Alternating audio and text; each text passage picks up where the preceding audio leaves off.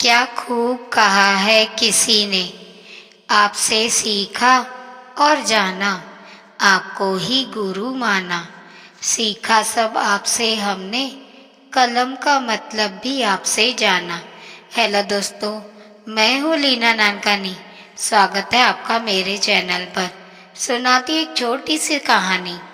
मैंने सुना है एक सूफी फकीर के आश्रम में प्रविष्ट होने के लिए 4 स्त्रियां पहुंची। उनकी बड़ी जिद थी, बड़ा आग्रह था। ऐसे सूफी उन्हें टालते रहा, लेकिन एक सीमा आई कि टालना भी असंभव हो गया। सूफी को दया आने लगी, क्योंकि वे द्वार पर बैठी ही रही, भूखी और प्यासी, और उनकी प्रार्थना जारी रही कि उन्हें प्रवेश चाहिए। उनकी खोज प्रामाणिक मालूम हुई तो सूफी झुका और उसने चारों की परीक्षा ली। उसने पहली स्त्री को बुलाया और उससे पूछा, एक सवाल है, तुम्हारे जवाब पर निर्भर करेगा कि तुम आश्रम में प्रवेश पा सकोगी या नहीं, इसलिए बहुत सोचकर जवाब देना। सवाल सीधा साफ था। उसने कहा कि एक नाव डूब गई है, उसमें तुम भी थी और 50 थे, 50 पुरुष, और तुम एक निर्जन द्वीप पर लग गए हो। तुम उन 50 पुरुषों से अपनी रक्षा कैसे करोगी? यह समस्या है। एक स्त्री और 50 पुरुष और निर्जन एकांत।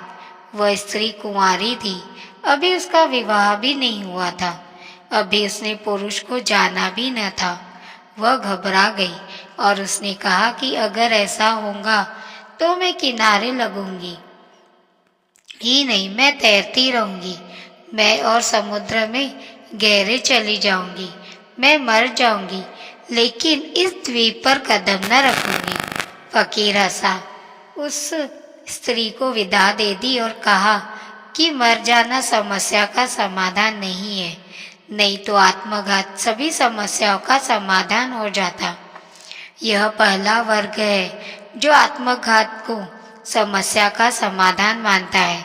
तुम चकित हो जाओगे कि तुम में से अधिक लोग इसी वर्ग में हैं। हर बार जीवन में वही समस्याएं हैं, वही उलझने हैं, और हर बार तुम्हारा जो हल है वह यह है कि किसी तरह जी लेना और मर जाना, फिर तुम पैदा हो जाते हो। इन संसार में मरने से तो कुछ हल होता ही नहीं। फिर तुम पैदा हो जाते हो, फिर वही उलझन, फिर वही रूप, फिर वही झंझट, फिर वही संसार। यह पुनरुक्ति चलती रहती है, यह चक्र घूमता रहता है। तुम्हारे मरने से कुछ हल न होगा, तुम्हारे बदलने से हल हो सकता है, मरने से हल हो नहीं सकता। मरकर भी तुम ही रहोगे, फिर तुम लौट आओगे। और अगर एक बार आत्मघात समस्या का समाधान मालूम हो गया तो तुम हर बार यही करोगे। तुम्हारे मन में भी अनेक बार किसी समस्या को जूझते समय जब उलझन दिखाई पड़ती है और रास्ता नहीं मिलता, तो मन होता है मर जाओ, आत्महत्या ही कर लो। यह तुम्हारे जन्मों जन्मों का निचोड़ है, पर इससे कुछ हल नहीं होता। समस्या अपनी जगह खड़ी रहती है।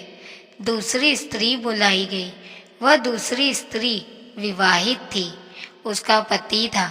यही सवाल उससे भी पूछा गया कि 50 व्यक्ति है, तू है, नाव डूब गई है सागर में, 50 व्यक्ति और तू एक निर्जन द्वीप पर लग गए हो, तुम अपनी रक्षा कैसे करूंगी? उस स्त्री ने कहा, इसमें बड़ी कठिनाई क्या है? उन 50 में जो सबसे शक्तिशाली पुरुष होगा, मैं उससे विवाह कर लूंगी। वह एक बाकी 49 से मेरी रक्षा करेगा। यह उसका बंधा हुआ अनुभव है, लेकिन उसे पता नहीं कि परिस्थिति बिल्कुल भिन्न है। उसके देश में यह होता रहा होगा कि उसने विवाह कर लिया और एक व्यक्ति ने बाकी से रक्षा की, लेकिन एक व्यक्ति बाकी से रक्षा नहीं कर सकता। एक व्यक्ति कितना ही शक्तिशाली हो, 50 से ज़्यादा शक्तिशाली थोड़े ही होगा। रक्षा असल में एक पति थोड़े ही करता है स्त्री की। जो 50 की पत्नियां हैं वह उन 50 को सीमा के बाहर नहीं जाने देती। इसलिए वह जो उसका अनुभव है इस नई परिस्थिति में काम न आएगा। वह एक आदमी मार डाला जाएगा, वह कितना ही शक्तिशाली हो उसका कोई अर्थ नहीं है। 50 के सामने वह कैसे टिकेगा। पुराना अनुभव हम नई परिस्थिति में खींच लेते हैं। हम पुराने अनुभव के आधार पर ही चलते जाते हैं, बिना यह देखे कि परिस्थिति बदल गई है और यह उत्तर कारागार न होगा।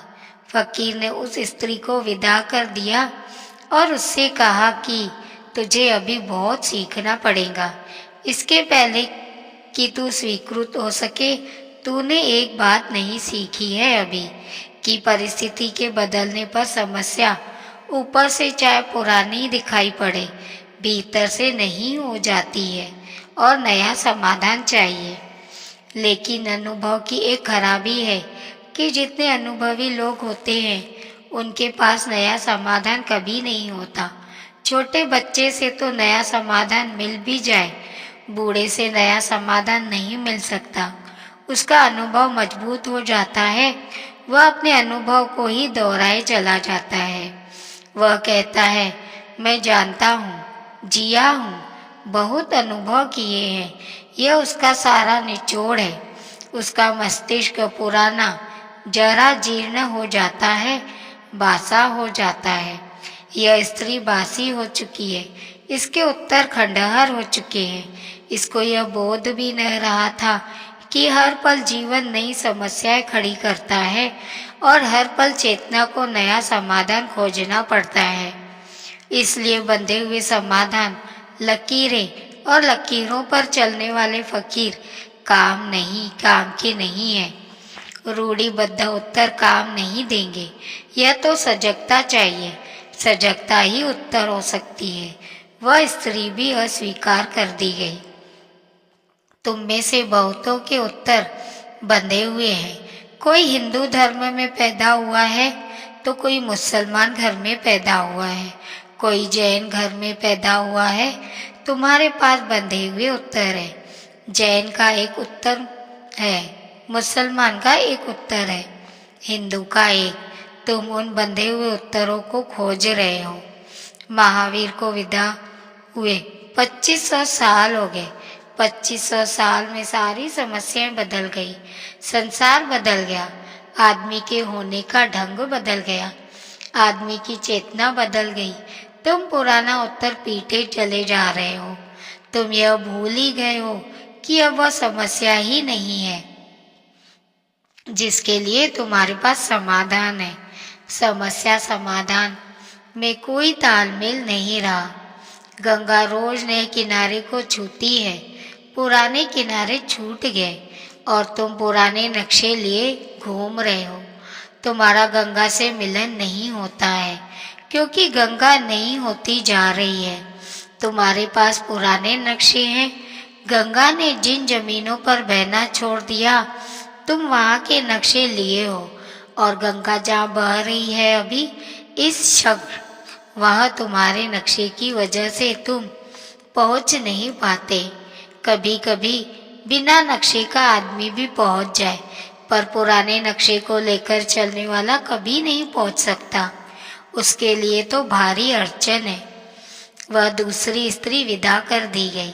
तीसरी स्त्री बुलाई गई। वह एक वेश्या थी और जब फकीर ने उसे समस्या बताई कि समस्या यह है कि 50 आदमी है, तुम हो, नाव डूब गई है, एकांत निर्जन द्वीप होगा, तुम अकेली स्त्री होंगी, समस्या कठिन है, तुम क्या करोगी। वह वेश्या हंसने लगी। उसने कहा, मेरी समझ में आता है कि नाव है, 50 आदमी है, एक स्त्री है, मैं हूँ। फिर नाव डूब गई। 50 आदमी और मैं किनारे लग गए। निर्जन द्वीप है, समझ में आता है, लेकिन समस्या क्या है। वेश्या के लिए समस्या हो ही नहीं सकती। इसमें समस्या कहाँ है यह मेरी समझ में नहीं आता, और जब समस्या ही न हो तो समाधान का सवाल ही नहीं उठता।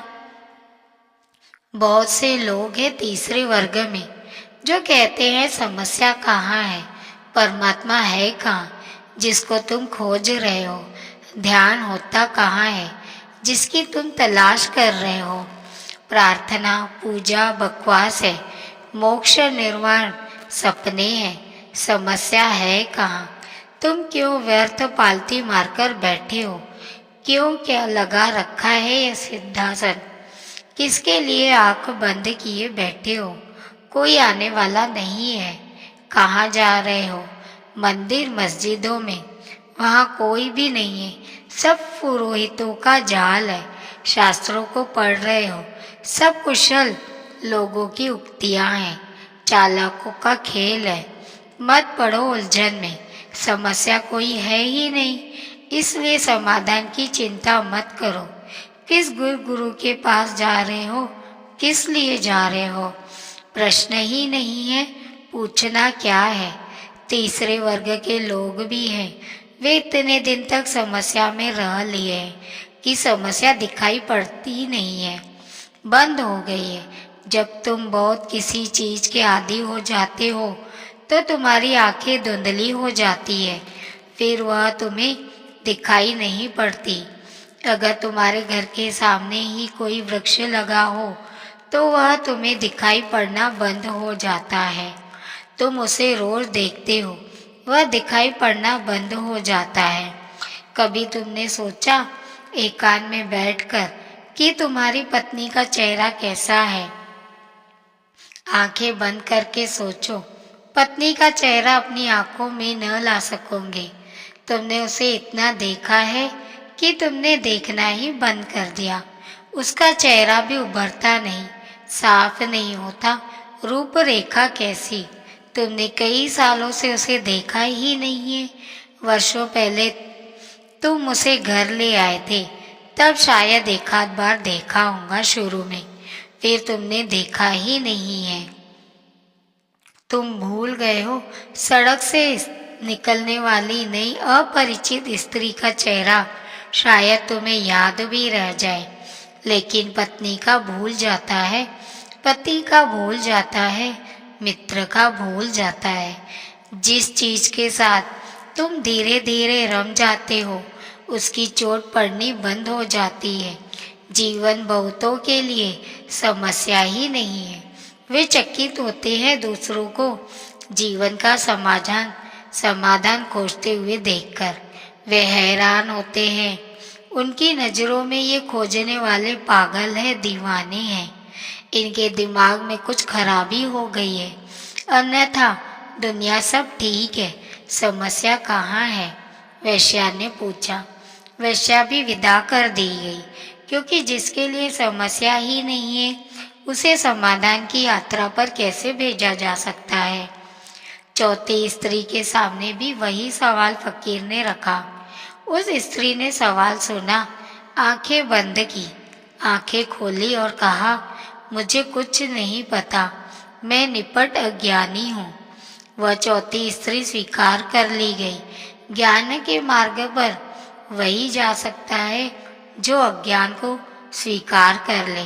स्वाभाविक है यह बात, क्योंकि अगर तुम्हारे पास उत्तर है ही तो फिर किसी उत्तर की कोई जरूरत ही नहीं रही।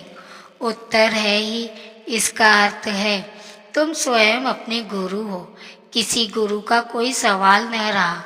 गुरु की खोज वही कर पाता है जिसके पास कोई उत्तर नहीं है।